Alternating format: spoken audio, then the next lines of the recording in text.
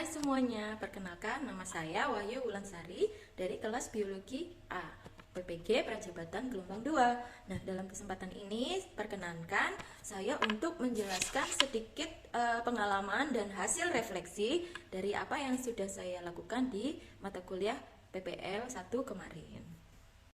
Dalam PPL 1 kemarin, mata kuliah PPL 1, kami ditempatkan ke beberapa sekolah mitra untuk melakukan aktivitas praktik pengalaman lapangan. Dalam kegiatan tersebut, kami tidak hanya ditugasi untuk mengajar, ternyata dalam proses pembelajaran dan persiapan pengajaran, itu ada beberapa tahap yang akan kami lalui, termasuk salah satunya yaitu proses observasi dan proses orientasi di sekolah tempat kami mengajar. Nah, kebetulan saya sendiri ditempatkan di SMA 2 Sidoarjo.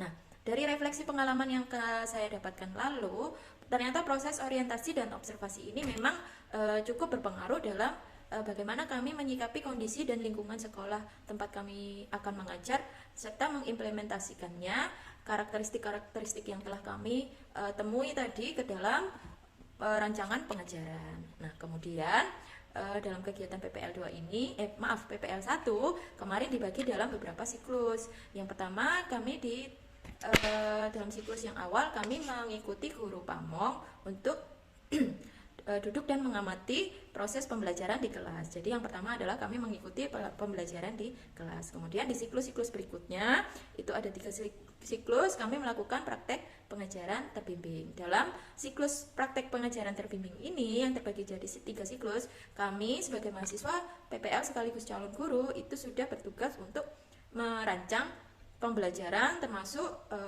rancangan pengajarannya dalam bentuk modul, kemudian membuat LKPD dan sebagainya, perangkat pengajaran, menyiapkan media pengajaran, hingga proses belajar mengajar kami lakukan dengan bimbingan guru pamong di kelas, serta diamati oleh dosen pembimbing lapangan, itu di kelas dapat berjalan dengan lancar. Nah, kemudian setelah ada kelas yang kami ajar, itu tidak cukup berhenti di situ, harus dilakukan diskusi refleksi di akhir, supaya ada evaluasi dan ada feedback dari apa yang telah kami lakukan. Nah, refleksi ini juga dibimbing oleh dosen pembimbing lapangan serta guru pamong yang membimbing kami selalu di SMA Negeri 2 Sidoarjo. Nah, kenapa sih hal ini penting untuk dipelajari? Ternyata dalam kegiatan PPL 1 kemarin memberi kami wawasan lebih dan pengalaman lebih untuk praktek secara nyata dan meningkatkan keterampilan pedagogik maupun keterampilan sosial kami.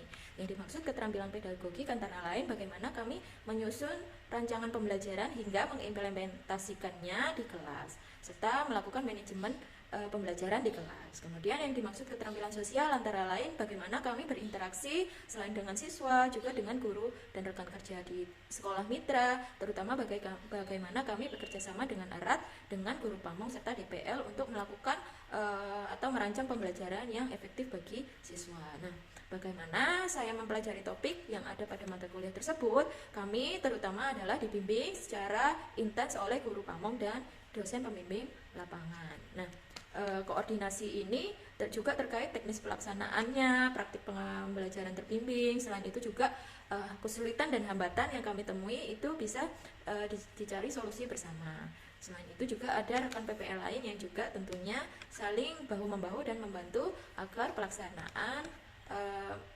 proses pembelajaran yang kami susun dalam PPL 1 ini berjalan dengan lancar. Selain itu juga kami belajar melalui proses reflektif yang dilakukan di akhir pembelajaran, sehingga kami mendapatkan masukan serta menjadi bahan evaluasi bagaimana kami akan meningkatkan rencana pembelajaran maupun untuk meningkatkan keterampilan kami secara pribadi. Nah, kebetulan dalam siklus 1 yang lalu kami mengikuti proses pembelajaran yang telah disusun rancangannya oleh guru pamong. Nah, guru pamong di sini mengajarkan materi bioteknologi. Dalam praktik pengajarannya, di situ kami melihat bahwa siswa ditugasi untuk melakukan presentasi berdasarkan kelompok yang sudah dipilih. Nah, kemudian mereka melakukan presentasi dalam siklus 1 ini menggunakan media PowerPoint. Namun dari hasil observasi yang kami temui bahwa beberapa siswa menunjukkan minat yang kurang. Nah, kemudian kami lanjutkan melalui proses pengajaran terbimbing. Nah, kemudian di siklus 2 pengajaran terbimbing kami mendapatkan kesempatan untuk terlibat secara langsung dalam proses pengajaran. Kemudian di dalam kegiatan siklus 2 ini kami mengajukan ide bahwa pengajaran bisa dilakukan melalui model pembelajaran PJBL yang melibatkan praktikum dari materi bioteknologi, sehingga dalam siklus kedua ini kami lihat bahwa minat siswa mulai meningkat.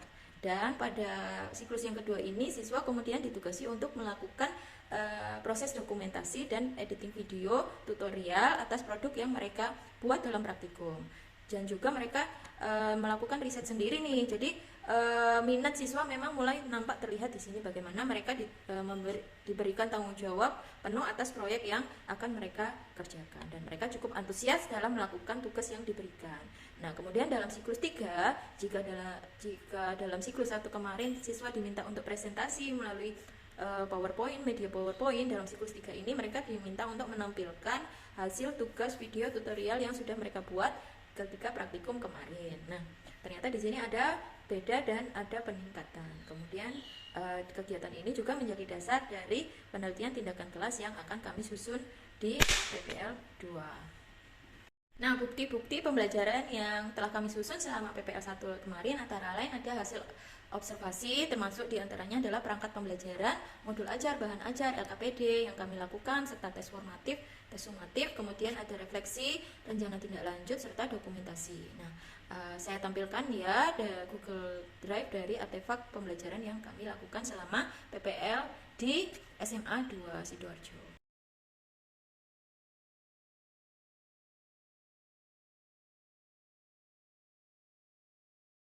Nah, itu tadi adalah sedikit cuplikan dari laporan yang kami buat selama PPL 1 lalu. Nah, apa sih good practice atau pembelajaran makna yang dapat kami pelajari selama berkegiatan di PPL 1 yang lalu? Kami mampu merefleksikan pengalaman bahwa